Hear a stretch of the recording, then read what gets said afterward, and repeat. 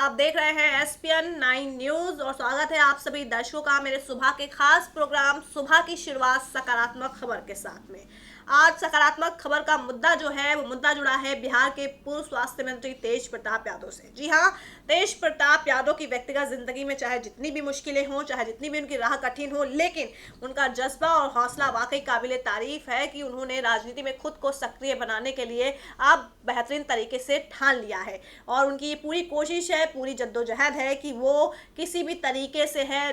से राजनीति में अपना एक अहम मुकाम बनाएं और ऐसे में वो पिता लालू के नक्शे कदम पर चलना चाहते हैं। जाहिर सी बात है कि बेटा जो होता है वो पिता की विरासत को आगे बढ़ाता है, पिता के आदर्शों को मानता है। तो ऐसे में तेज और तेजस्वी अब दोनों यही काम कर रहे हैं। तेज प्रताप यादव की जो एक बड़ी लालसा है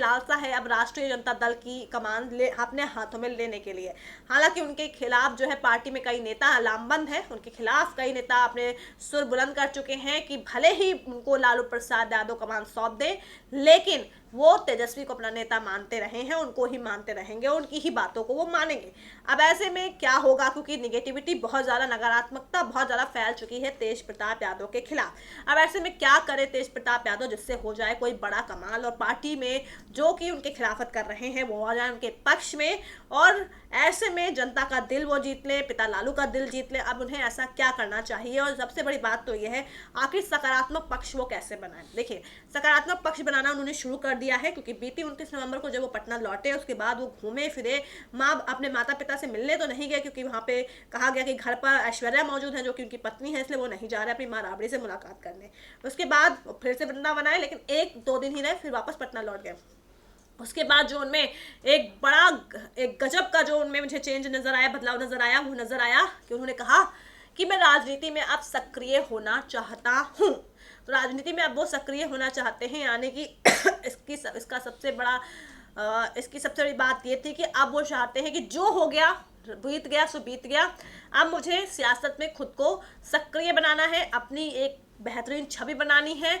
तेजस्वी अगर छोटा भाई है, वो अगर इतनी परिपक्वता से काम कर सकता है तो मैं तो बड़ा भाई हूं, तो मैं क्यों नहीं कर सकता हूं। अगर पिता लालू ने छोटे भाई पर इतना विश्वास जताया है तो मैं तो बड़ा लाल हूं, तो मुझ पर विश्वास क्यों नहीं जताया। उनको भी एहसास हुआ होगा कि उनके व्यक्तिगत मसलों की वजह से उनका राजनीतिक भविष्य जो है संकट में आ गया। इस बात को वो समय रहते संभल गए, समझ गए और ऐसे में उन्होंने ठान लिया जनता दरबार लगाने के लिए। अब ये हाल ही में माँ राबड़ी से उनकी मुलाकात हुई तेजस्वी यादव के आवास पर, जहां पर उन्होंने माता पिता के लिए प्यार जताया, आंसू भी छलक पड़े, भावुक हो गए, भाई पे प्यार भी लुटाया, बहुत सी बातें कही, पत्नी ऐश्वर्या के लिए पक्ष क्लियर कर दिया, साफ कर दिया कि कोई रिश्ता नाता नहीं है, तलाक का फैसला अडिग है उनका फिलहाल।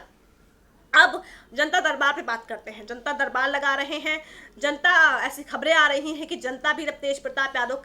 को कहीं ना कहीं हाथों हाथ ले रही है और जनता में कहीं ना कहीं तेज प्रताप यादव के लिए जो विश्वास उनके व्यक्तिगत मसलों को लेकर कहीं ना कहीं जो खराब हो रहा था, विश्वास जो है अब सूरज की किरण के तौर पर, यानी कि एक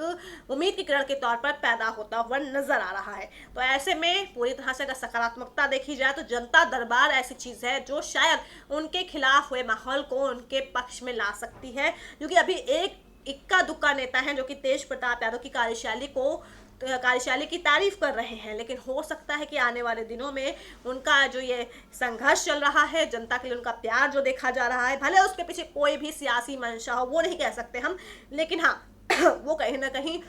उन नेताओं को उनके समकक्ष या उन नेताओं के लिए कहीं ना कहीं एक बहुत बड़ी एक वानगी बनकर पेश कर सकता है कि नेता जो उनके खिलाफ हैं वो उनके साथ आ सकते हैं। और ऐसे में पिता लालू जो कि अभी तक कोई फैसला नहीं ले पा रहे हैं कि आखिर क्या करें वो तेज प्रताप यादव का, तो ऐसे में हो सकता है कि वो तेज प्रताप यादव को पार्टी की कमान सौंप दें और नेतृत्व की जिम्मेदारी जो है तेजस्वी से हटकर अब तेज प्रताप यादव को मिल जाए। और तेज प्रताप यादव पहले भी कह चुके हैं, कह रहे हैं और आगे भी शायद कहते रहेंगे कि तेजस्वी यादव को ही उन्हें मुख्यमंत्री बनाना है और इसके लिए वो पूरा फोकस कर रहे हैं। अब आगे देखिए सियासत और वक्त कब करवट बदल ले ये हम भी नहीं कह सकते हैं, लेकिन हाँ इस वक्त तेज प्रताप यादव का ये पूरा कहीं ना कहीं एक फोकस है कि वो कैसे भी करके बिहार का मुख्यमंत्री जो अगले विधानसभा चुनाव है बिहार में, उसमें वो अपने भाई को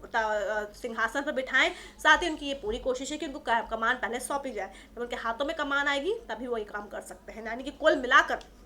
जनता दरबार उनके लिए सकारात्मक साबित हो सकता है। वो नेता जो उनके खिलाफ है उनके पक्ष में आ सकते हैं, जो अभी तक उनकी बुराई कर रहे हैं वो उनके पक्ष में आ सकते हैं, जो कि उनके खिलाफ कहीं ना कहीं बगावती सुर अपना रहे हैं वो उनके पक्ष में आ सकते हैं। अगर क्योंकि वोटर्स का अगर आपने दिल जीत लिया तो फिर आपको कोई हरा नहीं सकता है, और शायद यही काम तेज प्रताप यादव कर रहे हैं। हो सकता है कि पिता लालू अब अपना फैसला जो है बदलें, और हो सकता है कि वो तेजस्वी से कहें कि आप कमान बड़े भाई को सौंप दो। तो ऐसे में कुल मिलाकर अब हो सकता है कि जनता दरबार तेज प्रताप के लिए कमाल कर जाए, और ऐसे में आरजेडी की कमान उनके हाथों में आ जाए। तो ये थी सकारात्मक खबर में आज खास का मुद्दा, आज था खास मुद्दा। कल होगी आपसे फिर मुलाकात, लेकिन तब तक के लिए नमस्कार।